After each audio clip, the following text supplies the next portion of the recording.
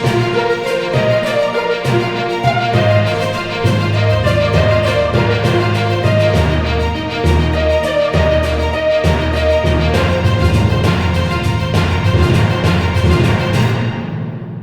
Friends, नमस्ते, स्वागत है my YouTube channel nursing with Mukesh. तो फ्रेंड्स, कैसे हो आप सब। तो फ्रेंड्स, हमने पिछली क्लास में पढ़ा था गैस्ट्रिक जूस। बहुत ही मजेदार और इंटरेस्टिंग टॉपिक था। मैं आशा करता हूं कि आप सबको अच्छी तरह समझ में आया होगा। उससे रिलेटेड सारी बातों को कवर किया था हमने। गैस्ट्रिक जूस क्या होता है, उसका कंपोजिशन क्या होता है, कैसे सीक्रेट होता है और किस प्रकार वो काम करता है। अलग अलग फेजेस बताई थी मैंने, 3 फेज बताई थी और सारे फंक्शंस के बारे में बताई थी। तो फ्रेंड्स, आपको गैस्ट्रिक जूस से रिलेटेड, जो हमारे स्टोमक में गैस्ट्रिक जूस काम करता है, उससे रिलेटेड सारी प्रॉब्लम्स दूर हो गई होगी, समझ में आ गया होगा। तो फ्रेंड्स, आज हम बात करेंगे स्टोमक का लास्ट टॉपिक। जो थोड़ा सा मैंने बोला था, थोड़ी सी क्लास बची है, 20 मिनट की हो सकती है, 25 मिनट की हो सकती है, 15 मिनट, देखते हैं कितना टाइम लगता है उसमें। तो फ्रेंड्स, आज हम बात करेंगे function of the stomach. Stomach क्या क्या काम करता है। वैसे तो हमने अभी तक जो भी जितना भी डाइजेस्टिव सिस्टम पढ़ा, तो उससे आपको अंदाजा हो गया होगा कि स्टोमक क्या क्या काम करता है। फिर भी आपसे अगर एग्जाम में पूछे तो आपको किस प्रकार लिखना है, तो वो सारी बात आज हम करेंगे। और फ्रेंड्स, आपसे रिक्वेस्ट है कि जितना हो सके चैनल को सब्सक्राइब करो यार, और अपने फ्रेंड्स को भेजो, क्योंकि अब कुछ ही महीनों में बीएससी नर्सिंग के बैच स्टार्ट होने वाले हैं। तो फर्स्ट ईयर में आपको एनाटॉमी फिजियोलॉजी से पाला पड़ने वाला है, क्योंकि बहुत से बच्चे इसी चीज को लेकर घबरा जाते हैं। बहुत से स्टूडेंट के बैक आ जाती है एनाटॉमी एंड फिजियोलॉजी में। तो फ्रेंड्स, इसको आपको सीरियसली लेना है, एनाटॉमी फिजियोलॉजी को। और एनाटॉमी फिजियोलॉजी ऐसा सब्जेक्ट है फ्रेंड्स, जो सभी स्ट्रीम्स के लिए, जैसे कोई भी नर्सिंग हो, पैरामेडिकल्स हो, या कोई भी डिप्लोमा कर रहे हो, उन मेडिकल से रिलेटेड डिप्लोमा, तो उनमें सभी में एनाटॉमी फिजियोलॉजी आती है। क्योंकि कहां भी हम जब भी जॉब करेंगे या कोई प्रैक्टिस करेंगे तो हॉस्पिटल में, तो वहां पे डिजीज से हमारा सामना होगा। और डिजीज से सामना होगा तो डिजीज कहाँ होती है, हमारी बॉडी में।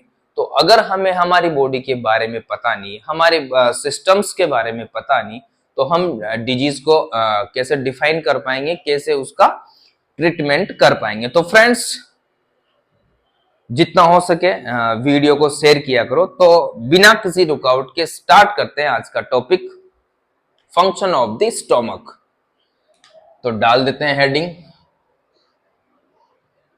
Function of the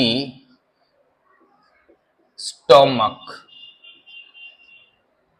function of the stomach, ठीक है फ्रेंड्स, जैसे कल हमने और उससे पिछली क्लास में जैसे ही स्टोमक के पार्ट्स के बारे में पढ़ा था, स्ट्रक्चर के बारे में पढ़ा था और गैस्ट्रिक जूस के बारे में पढ़ा, तो आपको मोटा मोटा अंदाजा हो गया होगा, अगर आपने कंटिन्यू दोनों क्लास देखी हो तो आपको पता चल गया होगा कि यार स्टोमक के क्या क्या फंक्शन होते हैं।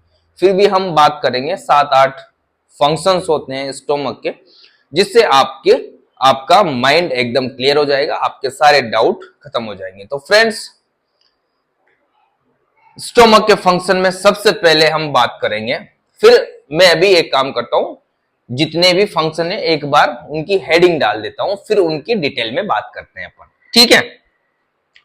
तो फ्रेंड, फर्स्ट जो स्टोमक का फंक्शन है वो है टेम्पोरेरी स्टोरेज, ठीक है। इसके बारे में अभी मैं आपसे चर्चा करूंगा, डिटेल में बात करूंगा, ठीक है। दूसरा,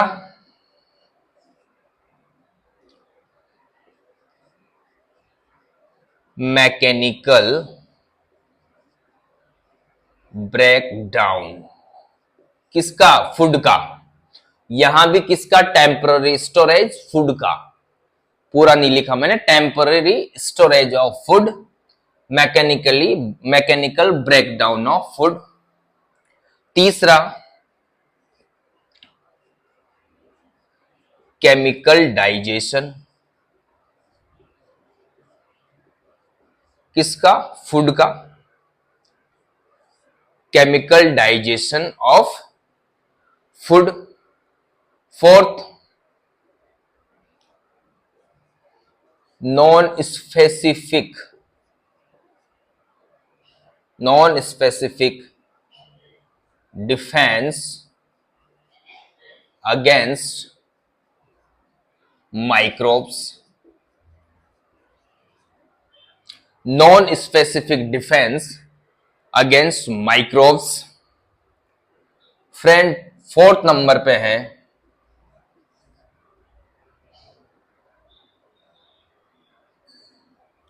production and secretion of intrinsic factor। कौन सा? पांचवा है ना, सॉरी पांचवा, production and secretion of intrinsic factor. ठीक है। सिक्स, लिमिटेड एब्जॉर्प्शन, किसका होता है लिमिटेड एब्जॉर्प्शन, उसके बारे में भी हम बात करेंगे। फ्रेंड, 7 नंबर पे हैं सिक्रेशन ऑफ गैस्ट्रीन हॉर्मोन्स। ठीक है, सिक्रेशंस ऑफ गैस्ट्रीन हॉर्मोन्स। आठवां है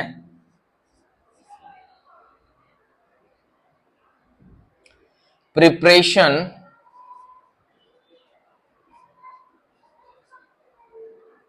of absorption,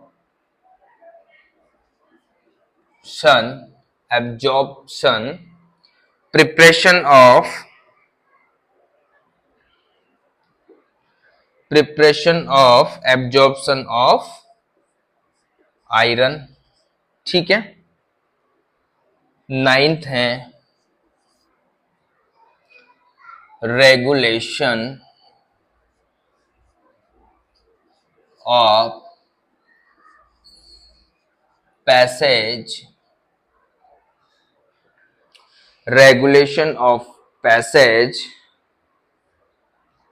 of gastric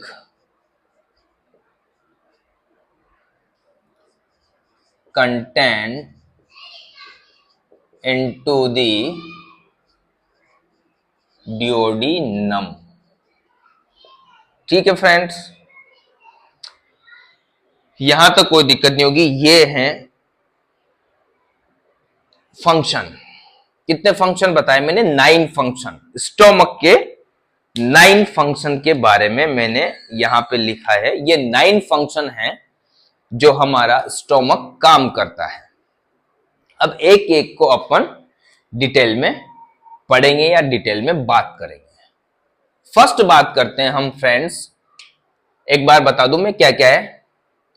temporary storage of food, mechanical breakdown of food, chemical digestion of food, non specific defence against microbes, production and secretion of intrinsic factor, limited absorption, secretion of gastrin hormone, preparation of absorption of iron, regulation of passage of gastric content into the duodenum या ड्यूओडेनम।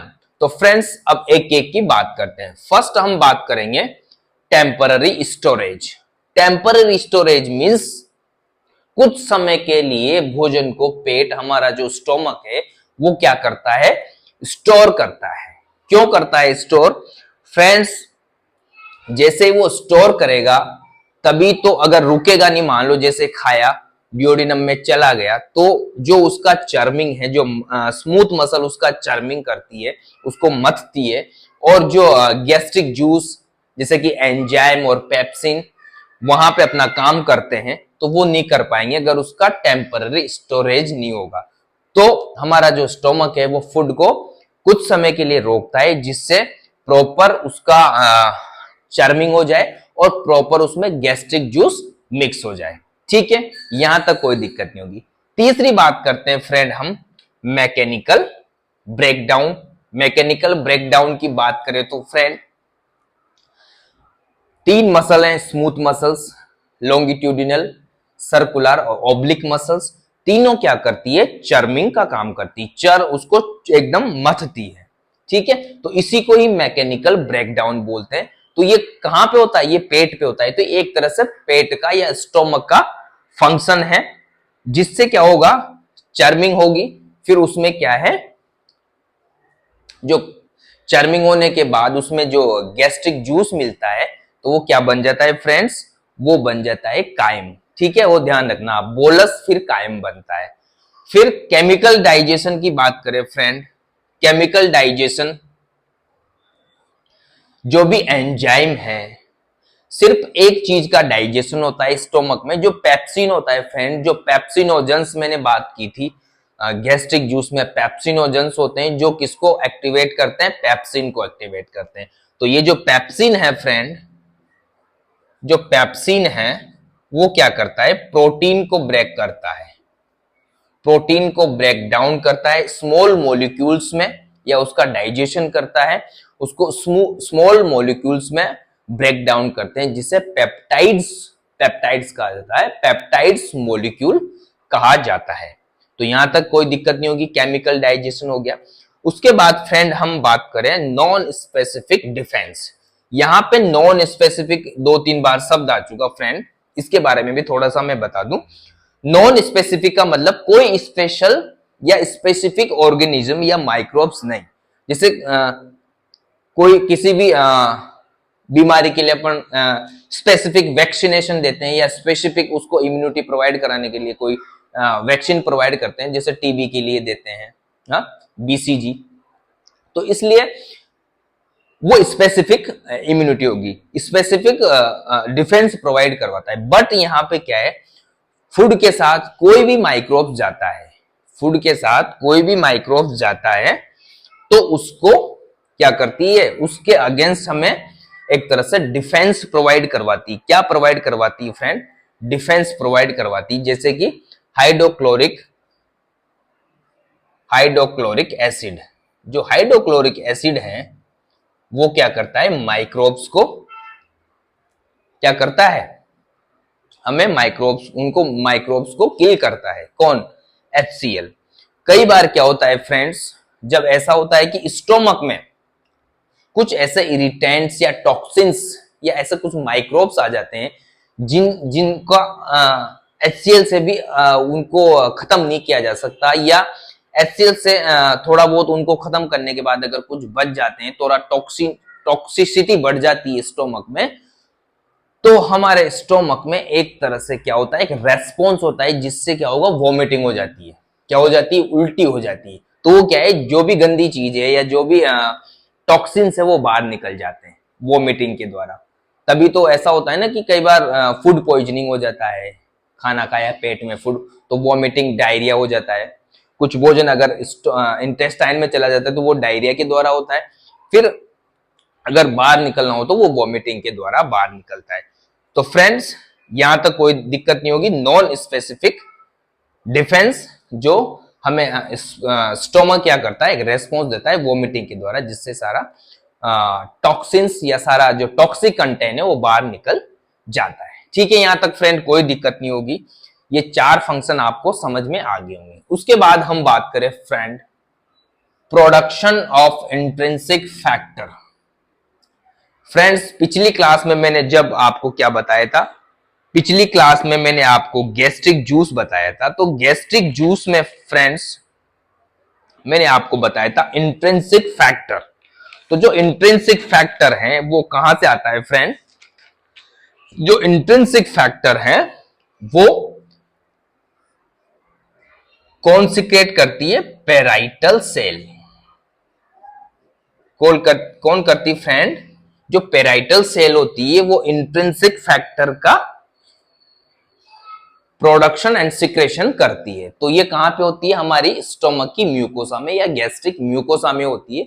But इसका जो काम है ये क्या करता है? ये इलियम से या टर्मिनल इलियम बोल दो फ्रेंड। टर्मिनल यानी अंतिम छोर, जो हमारी स्मॉल इंटेस्टाइन है उसका अंतिम छोर, उसको इलियम बोलते हैं, जो कि लार्ज इंटेस्टाइन से जुड़ी हुई होती है। तो वहां से क्या करता है? विटामिन बी12 का एब्जॉर्प्शन करता है। क्या करता है? विटामिन बी12 का एब्जॉर्प्शन करता है।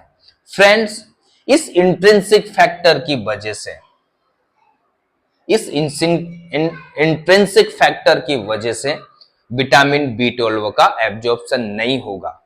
अगर इस इंट्रिंसिक फैक्टर की कमी है तो विटामिन बी12 की कमी ऑब्वियसली होगी। तो उस कंडीशन में फ्रेंड्स परनीसियस एनीमिया हो जाता है। क्या हो जाता है फ्रेंड? एक एनीमिया है, रक्त की कमी हो जाती है, जो कि रक्त की कमी कौन सी होती है?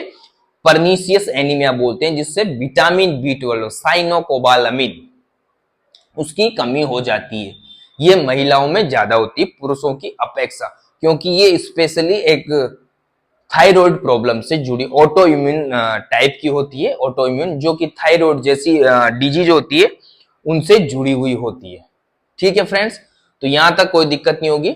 इसकी कमी से कौन सा एनीमिया होता है? परनीसियस एनीमिया, जो विटामिन बी12 की डेफिशिएंसी से होता है। यहां तक कोई दिक्कत नहीं होगी। ठीक है, उसके बाद फ्रेंड बात करें 6 लिमिटेड एब्जॉर्प्शन। पेट में एब्जॉर्प्शन नहीं होता, फिर भी कुछ ऐसी चीजें हैं जिनका एब्जॉर्प्शन हो जाता है, जैसे कि वाटर का एब्जॉर्प्शन होता है। एल्कोहल, यहां पे ध्यान देना, देख लो फ्रेंड्स, एल्कोहल जैसे ही वाइन लिया, ड्रिंक किया, आपको एक पैक लिया, मतलब 15 मिनट मानो आप, 15 मिनट में नशा स्टार्ट हो जाता है, नशा आना स्टार्ट हो जाता है, क्योंकि उसका एब्जॉर्प्शन स्टोमक में हो गया।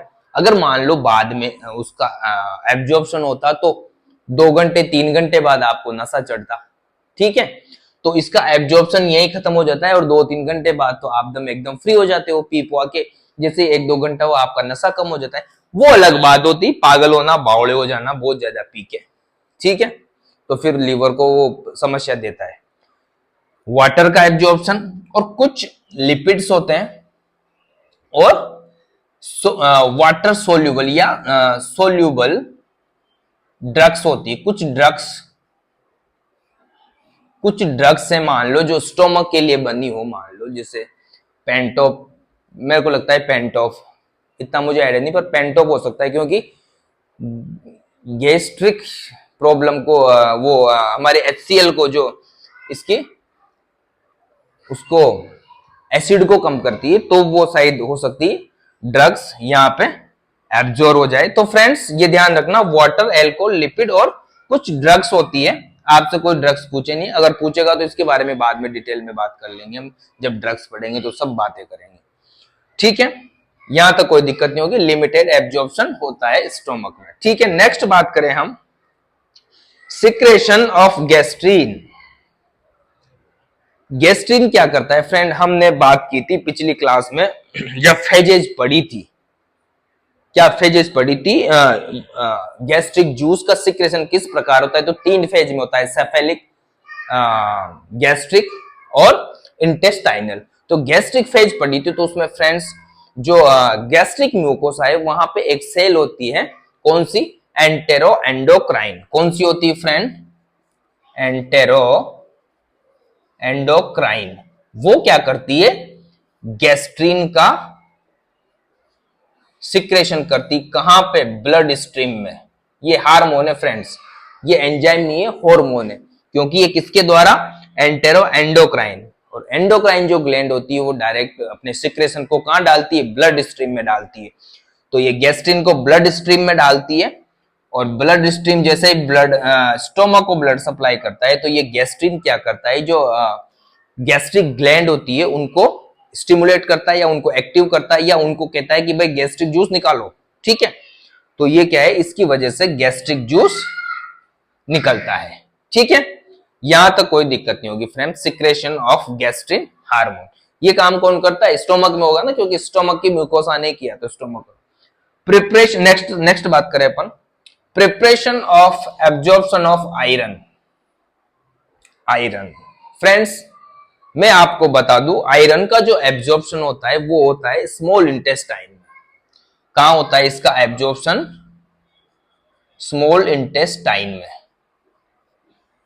जो आयरन होता है उसका एब्जॉर्प्शन होता है स्मॉल इंटेस्टाइन में। बट हमारा स्टोमक क्या करता है, आयरन से रिलेटेड कोई भी साल्ट है, आयरन से जुड़े कोई भी कंटेंट है, तो उसको क्या करता है, ब्रेक डाउन करता है। तो हमारी स्मॉल इंटेस्टाइन को आसानी रहती है, क्योंकि आगे इतना ब्रेक डाउन नहीं होगा। जितना भी ब्रेक डाउन होता है वो स्टोमक में हो जाता है, ठीक है। तो ये क्या करती है, आयरन मॉलिक्यूल्स को या आयरन साल्ट को क्या करती है, ब्रेक डाउन कर देती है, जिससे आंतों को सुविधा रहती है उसका एब्जॉर्प्शन आसानी से, उसके लिए एक तैयार माल प्रोवाइड करवाती, किसको, स्मॉल इंटेस्टाइन को। तो हमारा स्टोमक क्या करता है, preparation of absorption of iron, ठीक है। यहां तक कोई दिक्कत नहीं होगी। लास्ट में है friend regulation of passage. Passage मतलब रास्ता, रेगुलेशन का मतलब होता है विनिमय, उसके अंदर बाहर जाने का एक रास्ता, रास्ते का रेगुलेशन, विनिमय बोलते हैं इसको। रेगुलेशन आप ध्यान रखो, regulation of passage of gastric content into duodenum. जो गैस्ट्रिक कंटेंट है उसका जो रास्ता है, गैस्ट्रिक कंटेंट का जो रास्ता है उसका रेगुलेशन करता है स्टोमक। कैसे करता है फ्रेंड, जैसे ही स्टोमक ने अपना काम करना पूरा, मतलब पूरा काम कर दिया। वैसे तो जब स्टोमक एक्टिव रहता है तो जो पाइलोरिक स्फिंक्टर है वो बंद रहता है, वैसे तो मोस्टली बंद ही रहता है, ठीक है, वैसे मोस्टली बंद रहता है पाइलोरिक स्फिंक्टर। पर क्या होता है, जैसे ही स्टोमक का काम कंप्लीट हुआ, ठीक है, स्टोमक ने अपना माल तैयार कर दिया। जैसे ही स्टोमक ने माल तैयार किया तो मैंने फ्रेंड्स वहां पे आप पिछली क्लास में बताया था कि जो पाइलोरस वाला रीजन है ना, वो क्या करता है, धक्का मारता है, एक धार निकालता है, धार निकालता है, जिससे क्या होता है, जो स्पिंटर है, पाइलोरिक स्पिंटर, वो क्या है, खुल जाता है।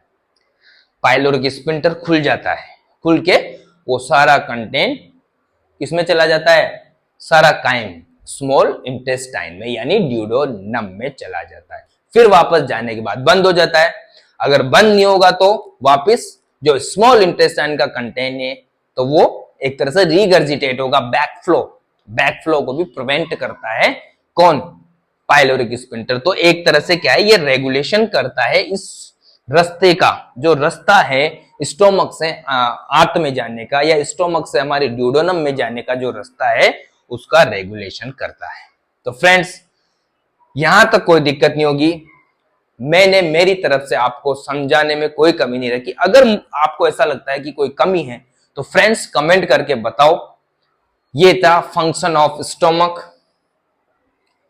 Function of stomach. एक बार और बता दूं मैं, टेम्पररी स्टोरेज करता है, ये भी लिख दोगे ना आप, ये भी तो भी नंबर मिलेंगे आपको। बट ये चीज मैंने किस लिए क्यों बताई है, क्योंकि आपके समझ में भी तो आए ना यार। ये तो रट्टाफिकेशन हो गया, टेम्पररी स्टोरेज ऑफ फूड, ये रटना से नहीं, समझना, आपको समझना है। और हिंदी इंग्लिश की, जैसे अगर आपको हिंदी में समझ में आ गया तो इंग्लिश में आराम से लिख दोगे, पहले हिंदी में समझो, ठीक है, इंग्लिश की बात है। तो आपको पता होना चाहिए कि इसमें क्या होगा, इसमें क्या होगा। लिखने में तो सभी रट्टा मार के निकले, लेकिन बाद में दिक्कत आया आपको।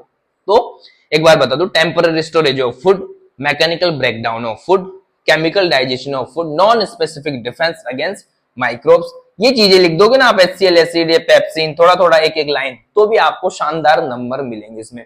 Production and secretion of intrinsic factor, जो कि पैराइटल सेल्स होता है। इंट्रिंसिक फैक्टर क्या करता है, जो इलियम होती है वहां से विटामिन B12 यानी साइनोकोबालामिन का एब्जॉर्प्शन करता है। लिमिट एब्जॉर्प्शन किस किस का करता है stomach? Water, alcohol, lipid and soluble drugs. ठीक है, उसके बाद बात करें सिक्रेशन ऑफ गैस्ट्रिन हार्मोन, जो एंडोक्राइन सेल होती है जो कि गैस्ट्रिक म्यूकोसा में पाई जाती है, वो गैस्ट्रिन हार्मोन का सिक्रेशन करती है जो कि ब्लड स्ट्रीम में जाता है, फिर वो क्या करता है? गैस्ट्रिक जूस का सिक्रेशन करवाता है। Preparation of absorption of iron, iron का एब्जॉर्प्शन स्मॉल इंटेस्टाइन में होता है, लेकिन स्टोमक क्या करता है? उसको ब्रेक डाउन करता है और आगे उसको प्रिपेयर करके स्मॉल इंटेस्टाइन को देता है कि भाई अब एब्जॉर्प्शन कर लो। Regulation of passage of gastric content into the duodenum, जो हमारा पैसेज है, एक मार्ग है स्टोमक से ड्यूडेनम में जाने का, उस मार्ग का रेगुलेशन करता है। कब बंद करना है ड्यूडेनम पाइलोरिक स्फिंक्टर को, ये सारा काम स्टोमक के ऊपर डिपेंड करता है, क्योंकि पाइलोरस ही धक्का मारता है तब जाके वो खुलता है, नहीं तो वो हमेशा बंद रहता है। तो ठीक है फ्रेंड, ये था आज का टॉपिक और आज की क्लास। आशा करता हूं कि आपको समझ में आया होगा। अब नेक्स्ट क्लास में फ्रेंड हम बात करेंगे स्मॉल इंटेस्टाइन, फिर स्मॉल इंटेस्टाइन के बाद जो भी चैप्टर आएगा वो बात करेंगे।